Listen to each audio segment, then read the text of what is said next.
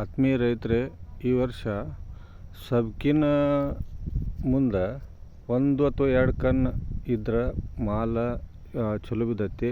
ಗಂಟ್ನ್ಯಾಗ 3-4 ಗೊನೆ ಕುಡಿ ಚಿಗುತು ಗೊನೆ ಬಿದ್ದಾವು.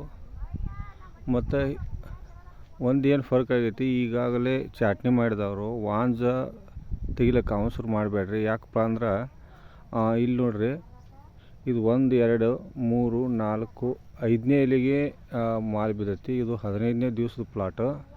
ಆಮೇಲೆ ಇಲ್ಲಿ ನೋಡ್ರಿ, ಇದು 1, 2, 3, 4, 5, 6, 7, ಇಲ್ಲಿ 8ನೇ ಎಲೆಗೆ ಮಾಲು ಬಂದೈತಿ. ಆಮೇಲೆ ಇಲ್ಲಿ ನೋಡ್ರಿ, ಇದು 1, 2, 3, 4, 5, 6ನೇ ಎಲೆಗೆ ಬಂದೈತಿ. ಆಮೇಲೆ ಇಲ್ಲಿ ನೋಡ್ರಿ, ಇದು 1, 2, 3, ಇದು 4ನೇ ಎಲೆಗೆ ಬಂದೈತಿ. ಆಮೇಲೆ ಇಲ್ಲೇ ಇದಕ್ಕೆ ಕಡೆಗೆ 1, 2, 3, 4, ಇಲ್ಲಿ 5ನೇ ಎಲೆಗೆ ಬಂದೈತಿ. ಅಂದ್ರೆ 4, 5, 6, 7, 8 ಈ ರೀತಿ 8ನೇ ಎಲೆವರೆಗೂ ಮಾಲು ಬೀಳ್ತಾಯಿದೆ.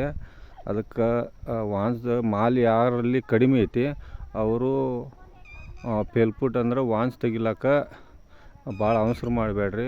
8, 9ನೇ ಎಲೆಗೆ ಬಂದ ಮ್ಯಾಗ ಮಾಲು ಕಡಿಮೆ ಇದ್ದವರು ವಾಂಜ್ ತೆಗೀರಿ. ಮಾಲ 7, 8ನೇ ಎಲೆ 6, 7, 8ನೇ ಎಲೆಗೆ ಬರೋ ಚಾನ್ಸಸ್ ಭಾಳ ಐತಿ. ರೈತರು ದಯವಿಟ್ಟು ಇದನ್ನು ಅರ್ಥ ಮಾಡ್ಕೊರಿ. ವರ್ಷದ ಬೆಳೆ ಐತಿ, ಲಾಸ್ ಮಾಡ್ಕೊಳಕ್ಕೆ ಹೋಗಬೇಡ್ರಿ.